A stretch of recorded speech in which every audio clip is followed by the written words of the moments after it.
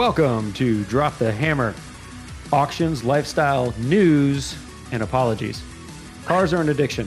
This won't help. We're glad you're here to join us tonight.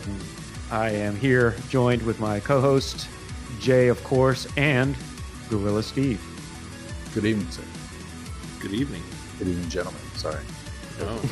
I'll say hi to both of you. And if you can't see my little name up there, I'm Maddie.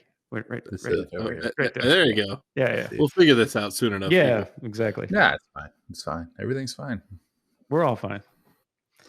So welcome to episode 1. We are just a couple of guys who love cars, love auctions, have had some time in the game to buy and sell some cars, refurbish cars, race cars, pretty much do everything you can do with cars. And, these guys, I'm joined by our experts in their own right. We're going to jump right into it. The auction systems as they are right now. We love the websites, all the information available, the tracking, the analytics. We want to bring it all to you guys week to week, action, comments, some jokes, ridiculousness, and we'll see where it goes. So thanks again, Jay. Hey, man. First up, just talking about auctions and things, we have gone back and forth for weeks before we decided to put our conversations out there for the world, talking about ZR1s and the C4 ZR1 specifically in the market, because they seem to be the biggest bargain in the world because they're like 20 grand or 18 grand. We've had a bunch of them go for that price. So I was curious, like, obviously they're early 90s sports cars. So what you compare them to are the Japanese models, right? You have 300ZX, Mark IV Supra, VR4, kind of the unloved one of all of them. Yeah, and all of definitely. those cars, First generation. now those cars marketed as 276 horsepower, right? Whether that was, nobody really knows what the number is. That was Nobody the ever Japan knows. number that was given. But it wasn't 400 and some odd. Right. But The the PS. ZR1 had 405 horsepower, like, guaranteed. Yeah. So it was more horsepower. So then I was like, well, which one's the most rare? Maybe they didn't make many Supras. Maybe they didn't make many.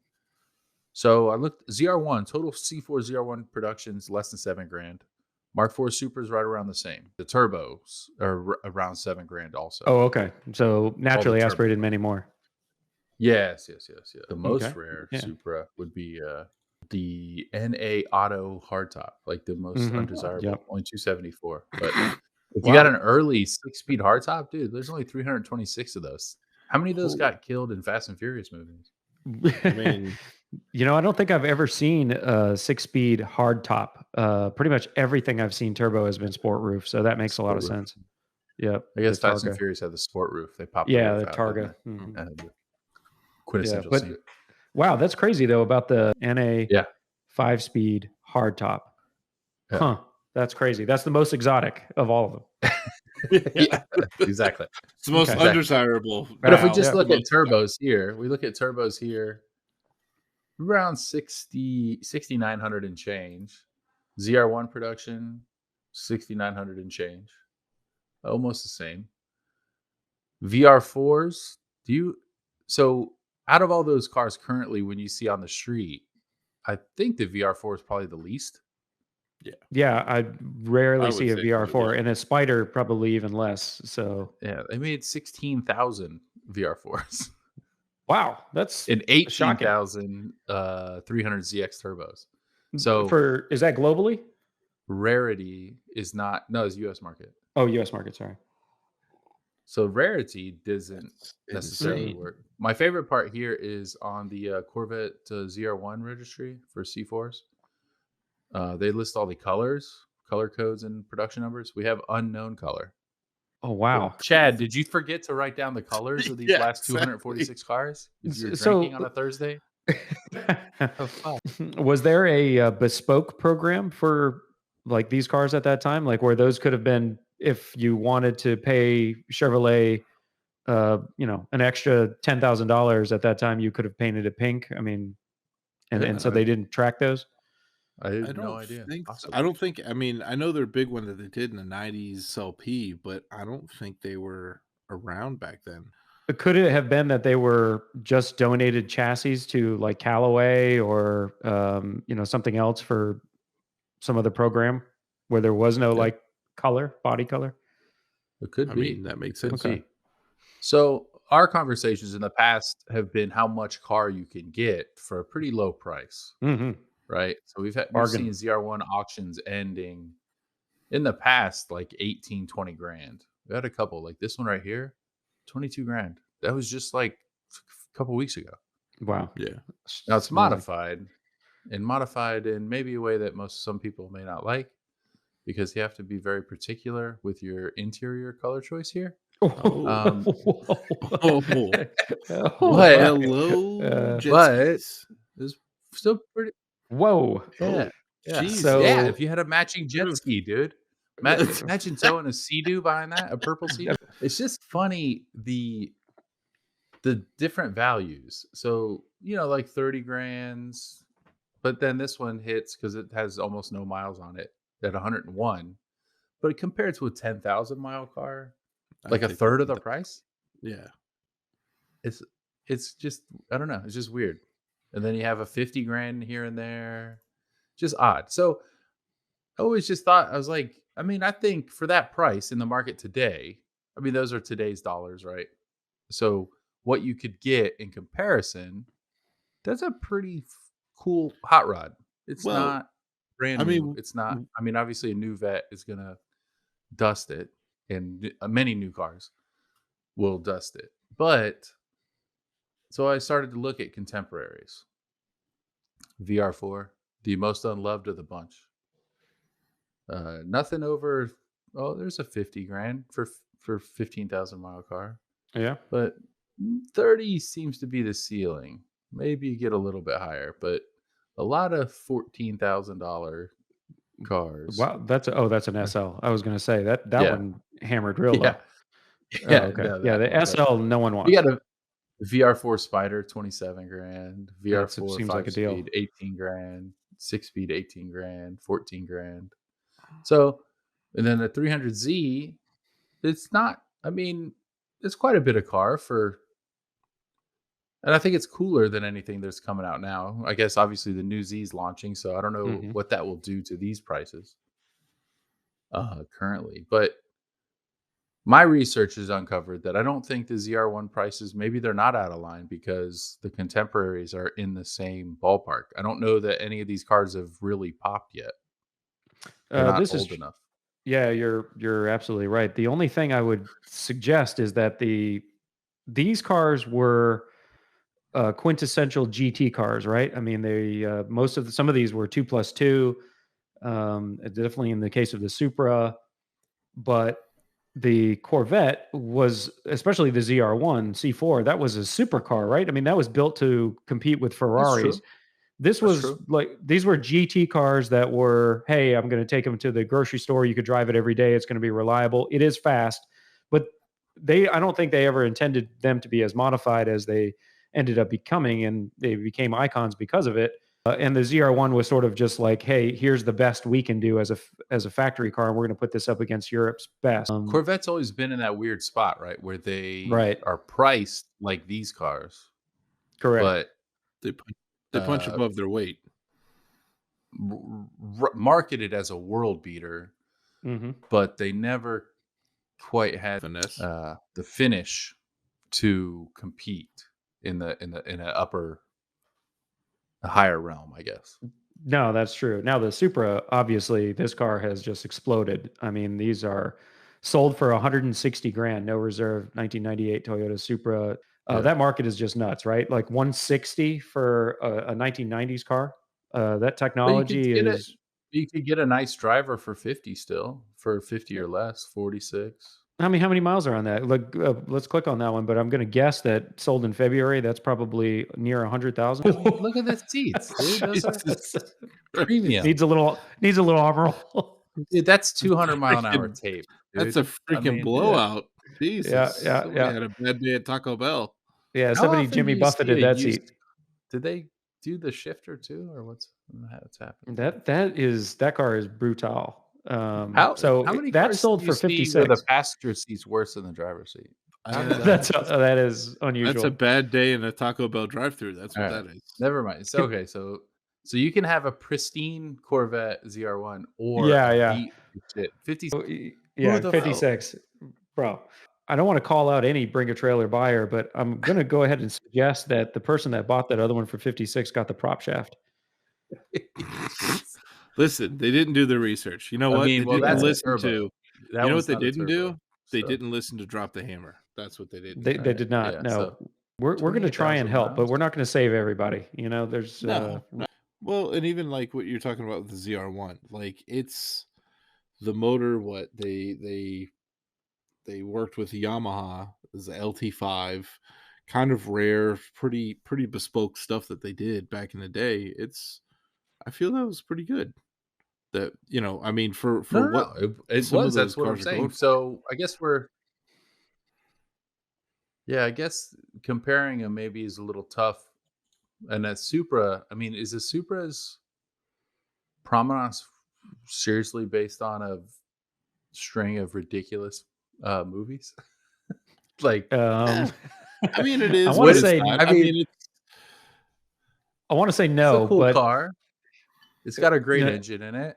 You have to modify the out of it to run. Right. But it's the modifications, right? It's that block. It's the fact that it can take like a ton of boost even on factory internals. You know, and since Gran Turismo 1, it's become like a halo car for our generation. Anyone who enjoyed import tuning, that is the car. You don't buy an NSX from that same time. You definitely don't buy a 3000 GT. You know, you never bought any clips. There were, you know, that was the car. It was the Supra. That was our muscle car. And then all of our Civics and so forth were tuned up to try and be as much like a Supra as we possibly could get. But I think that's where it comes from. It's just our age, right? It's our age group who've come into some money and, you know, now they're spending it on the car that they've always wanted, and that was a Supra. Yeah. I mean, name another 405 horsepower GT two-seater that you can just go and cruise and it soaks up miles, does what you want it to do. Listen, 30 mpg.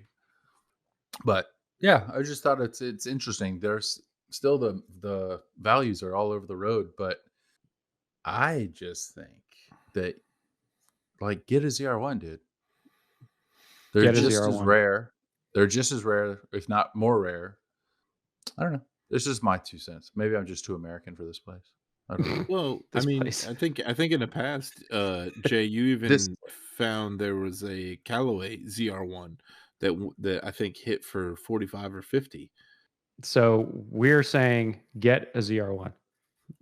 I think so. I mean, a 1,300 mile 1990.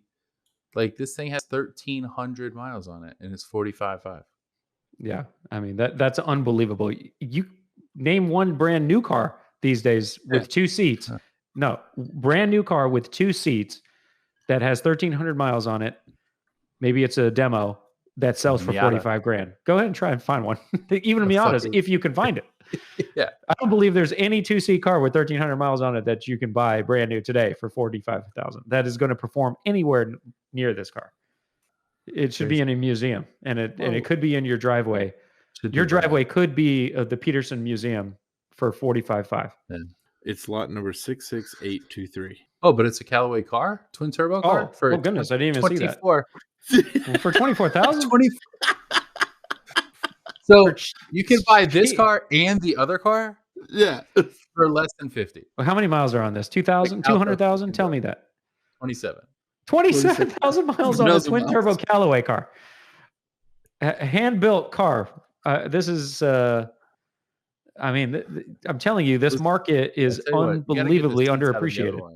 That's the only thing with the square front bumper. They have these like goofy ass seats. Those seats are insane. Yeah, they look like the massage parlor seats, like in like a hotel lobby. Did you have like a minimum number of seams you had to get in by the end of the year or something? Like, why are so many seams? Minimum number of seams. But just like our car goes 200 miles an hour and it has 41 seams per seat. We have the most seams of any car. Our engines were designed by an offshore racing company, and we have 37 seams, no less, per car. Yeah, we have 67 cushions per seat. Right. I like that. But I yeah, like that car is number Individually 52 of this is number 52 of 68 modified Callaway engineered in 1989. Wow, dude. I would have to put a bid on this. Dude, for real. Like it's kind of insane. Point of all this, though, there's upside, right? I mean, I think we're okay to say that any ZR1 that you get into today for current bid prices, there's upside there. You're going to enjoy the car, and then you're going to make some money back. That's all you need to know, right? I mean, for upside. It's a collectible that you can enjoy with not just driving and looking at it, but just all the way through. You get to enjoy every aspect of it. On the dock. Everybody get a ZR1 tomorrow. Yeah, get a ZR1. That's a t-shirt. Steve, get a ZR1. Write that down. All right, Maddie. What do you got for us? Do you remember Marketing department on it? RM held an auction at the Mercedes factory museum. This just happened recently. And the most expensive car ever sold was sold by Mercedes-Benz at the factory, hosted by RM. All right. And I think Steve may know a little bit about this. I think you hadn't. The car was a 1955 300 SLR. I didn't know that. I was ignorant to this. I didn't know that the SLR nameplate actually existed before the most recent McLaren Mercedes AMG SLR, but apparently it did. So this was the SLR. In this case, the 300 SLR was like the street-going prototype version of the F1 car that Juan Manuel Fangio drove, at the same time. So this was like a coupe, Unlandhaut coupe. 143 million. $143 million. Prior to that, the most expensive car sold at auction was a 250 GTO 1962 Ferrari for $90 million. So yeah, I mean, this was less than 100. Right. That was significant.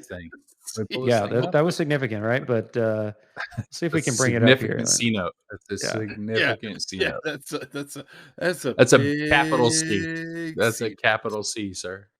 And let's take a look at this thing. This is the 1955 300 SLR Unlandhaut coupe. It's pretty sexy. Yeah. Now, so this was built in 1955. This isn't a replica or a recreation, or this is like just a one of zero. There are two of them. This is one of two. Yeah, there's a roadster and there's a coupe, and I think Matt, and it's almost like the Formula One car that's just bodied. Like everything's pretty much the same dynamics as the Formula One car, just with a body over top of it. That's the information that I have. The W196R Grand Prix car, there are 10 of them actually, and then that exist officially. And these two cars are the only road-going prototype versions of those Grand Prix cars. So it's kind of cool that actually back then the Formula One cars were so similar to road cars that you could actually do a prototype road car like this and put it on the street, or homologate it for sports car racing. I imagine that came along a little bit later. It's pretty sweet. I mean, this car is beautiful. It does remind me of the Ferraris of maybe around that same era, the Testarossas or so forth, with kind of that pontoon fender look. The big round grill is super cool for the intake. It's got those side exhausts coming out of those wicked vents. Knockoff wheels. This is just, it's as glorious as you can get for a Mercedes, beautiful. But $143 million. Let's just keep that in perspective. It is a car that you can't drive, basically. Yes, correct. that you absolutely. It's a piece of art. It's a drive, sculpture. Yeah. It's not a car. It's a sculpture. Yeah, correct. Kind of interesting. The money is going to apparently go to this initiative from Mercedes to invest in starting a fund for scholarships for college kids pursuing environmental science degrees. So it's their way, I guess, of connecting the past with the future in green energy and so forth by selling one of these race cars, which of course at that time represented absolutely nothing to do with the environment, and putting that money to something good. So I guess it's cool. Somebody's got a fantastic car that is undoubtedly going to show up, I would imagine, in the future at another auction. Whether it's ever capable of fetching 143 million again is, I think, possibly debatable. The race cars, the last one that sold, I believe, in 2013, sold for 29 million, and these are Juan Manuel Fangio cars with real racing heritage. So prototypes are cool. I know that there's only one of two, and there's 10 of the race cars, but still, to have something that actually won Formula One races in 1955 for a fraction of the cost, as scary as 29 million being a fraction is, seems, it just seems like I would be looking for those cars to come up for sale personally. Check out a video of Toto Wolff. He drives the race car, the W196R, in a short YouTube video. It's like a minute and a half long, and he looks like a complete goon. Give the guy some glasses. He's like blind driving this $30 million race car around the track with his head above this tiny windshield with his hair blowing. He looks outrageous. It looks like a giant in a kid's pedal cart. It's one of the best videos I've seen in a long time. So if you're a Red Bull or Ferrari F1 fan, just check that out so you can see Toto being a complete goon. With all due respect, of course. All due respect. So to add to that, Matt, I think I sent you something earlier this week about the CEO of Mercedes talking about the new AMG 1, about how I feel this car, that car that just went up for 140 some odd $1 million, was probably in the same realm of like, when we agreed to do that, we must have been drunk. Oh, I think was this quote. Right. Yeah. That was a great quote. And that image of honesty, that picture, that moment in time of pure honesty about the AMG 1, that, I hope that there's a viewer out there that actually has one of these things on order. But if you do, I'm sorry. That has taken far longer than anyone would have thought. And I hope you get it, and you call us up and let us know how it is. But I mean, to be fair, I think that's Tesla's business model, isn't it? Yeah, that's a good point, actually, and Ferrari as well. Really, any car company that's successful these days. Mm-hmm. The business model is make them wait, and in the case of Ford or Chevy, down the road we'll talk about make them wait, and also make them wait longer for all the features that you're paying for in your car. Yeah. Oh, you want air conditioning that works in the rear? That'll be come around 6 months later. We'll talk about that down the road. But just to kind of finalize this Mercedes talk, it did have me thinking two things. Number one, what other Silver Arrows car can you purchase for a whole lot less and get a similar experience out of in actually driving? And I'm talking about today's money. Grand. Yeah. Okay. So 2006, 21K. It's still, the auction hasn't ended, so there's still some money to be, I think, traded here. But right, it's got good miles. Yeah, it's got the right interior. It's got the Silver Arrows color on the outside.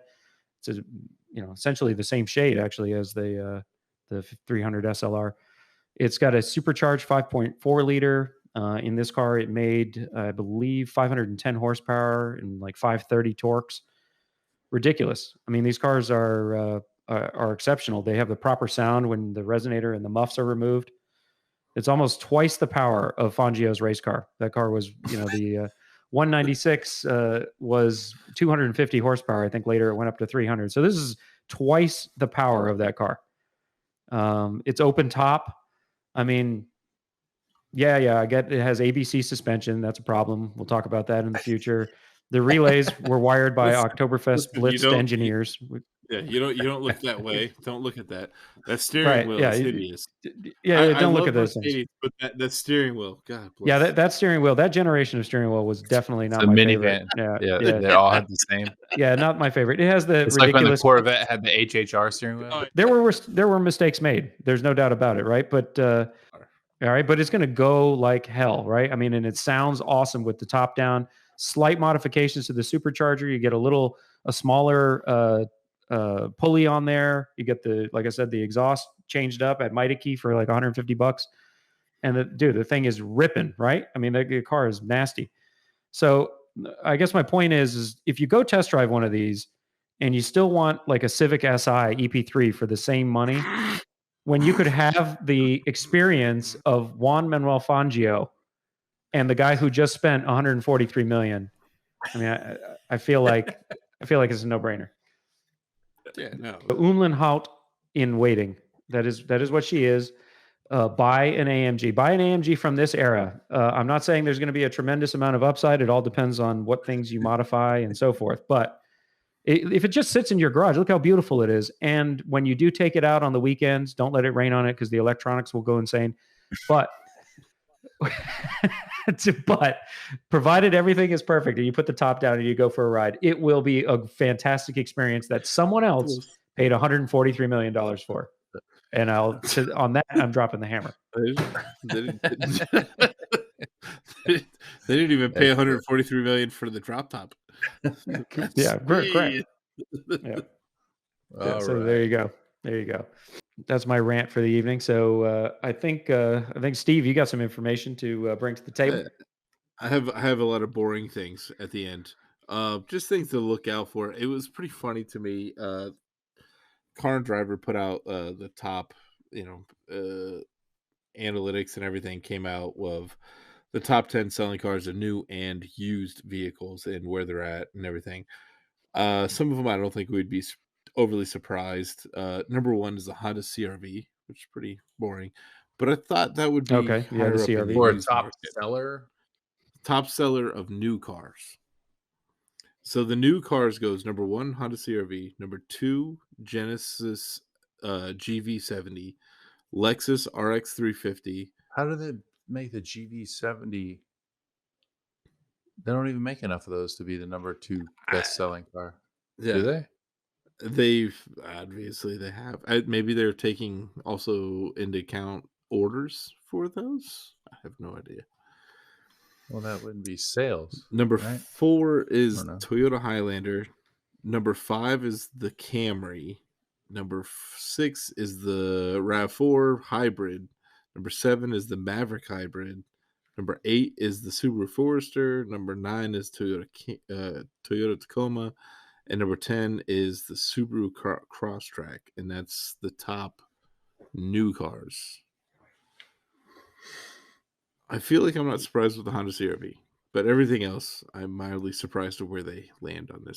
Is this because they're the only cars that we can get at dealerships in inventory? Listen. I don't know. I mean, I'm not saying, I'm not suggesting that the Genesis has to be. How many G70s have you seen? Right. To qualify. We got to qualify these numbers. We got to qualify this list. This list is messed up. I'm not saying it's perfect. Just going off what they said. And this is why I brought it up, because when I started reading it, I was like, this doesn't seem right. The used car is even more insane. No, it doesn't. Yeah. Wow. Okay, go with it. So, number 1, Tesla Model X. Number 2, Honda Insight. Number 3, the Hyundai Ioniq Hybrid. Number 4, Tesla Model Y. Is this in a certain count, like one county in California? Santa Barbara. Yeah. Right. These cannot be accurate numbers. Where did you get this? Now, I understand that hybrids are selling, obviously, because gas is $9 a gallon. With the Iconic, number 2, what number did you How many are there? That was what I was saying. Number 3, used car sale. Get out of here, because there's only 3 of them on the road. So number 5 is Toyota Prius Prime. Number 6 is the Mazda 3 sedan. Number 7 is the Model S. Number 8 is the Model 3. Number 9 is the Chevy Volt. And number 10 is the Mach-E. I don't know. I don't understand how used the CR-V is not on this. Yeah, used Mach-E. The waiting list for Mach-E is like 6 years. What is happening? No, okay, I got it. I understand now. The list that Steve is reading are pre-orders. It has to be pre-orders, right? Wikipedia lists sales for 2021's. every car he read about on there, the primes, all these cars that you can't possibly get, they've got to be all pre-orders. There's no way they're getting delivered and then changing hands. Yeah, well, a lot of people. Gas is $9 a gallon. You understand? Everyone in California has traded their car in that uses gas and all bought every electric car that was available in the used car market. And right before Steve pulled this list, that's the only possible explanation. Yeah, this has to be literally like one zip code in Malibu or something. Right. Like, yeah. I mean, yeah, that's it. But Steve, your list is intriguing. It's wrong. It's possibly erroneous. But you've brought something to the table that is at least controversial and provided some great entertainment. Yeah. At least makes me yell. Yeah, right. At least makes me mad. That's what we did before I go to bed. Right. But yeah, I just like that's what we did. We needed Jay to get angry. Mazda 3 sedan is still a good buy, by the way. Well, agreed. Get a Mazda 3. It's a good car. I like speculation hour. We just call it speculation hour. We talk out of our ass for 20 minutes about shit we have no idea. Yeah. Right. No, I'm looking it up right now. The assumptions fly here. This is yeah. So I did read something else real fast. So trains now will be getting a KERS. That's pretty cool. Does that at all translate to the idea that electric cars might one day be able to charge themselves in a more capacitive way by driving? I mean, I know that right now they have regenerative braking, but just by the wheels rolling going forward, they're actually, could they eventually utilize a similar technology? I would think so. I think they just have to make better bearings. Everything has to get a little bit better. It's going to be small incremental and changes and improvements over like a long time. But yeah, because if I'm not completely talking out of my ass, which happens from time to time, if you get a freight train rolling at a certain speed, I believe it doesn't take much energy to keep it going that speed because they have really low rolling resistance and so forth. Again, so I don't know much about trains, but I'm thinking you might know. Do you know? I'm basically an engineer, so I could clear this up for you. Definitely have no idea. Okay, because I learned that from my kid's Blippy show, so that was pretty cool. Yeah, I would ride a train if it had KERS, just to say I did. That's the only train I'd probably ride. I was going to say, Amtrak's not a sponsor. A lot of our assumptions have been made clear. I think hopefully if you stayed until now, you've got at least an idea of our personalities, our willingness to share bullshit, and to just generally talk. We'd love to have you guys be a part of it as well. So drop the Hammer Media. There. Check it out. Yes. Awesome. We'd certainly love to hear about your comments on our picks, whether or not you think get a ZR1 is a good idea, get an AMG from the mid 2000s is a good idea. And Steve, if Steve's list is at all accurate in any way, shape, or form, and if you live out in Santa Barbara, California, if you could verify any of it. To be an expert. It's a wrap for episode 1. Looking forward to the next one. Awesome. That was a lot of fun. Sure. We will see you next week. Goodbye. Deuces.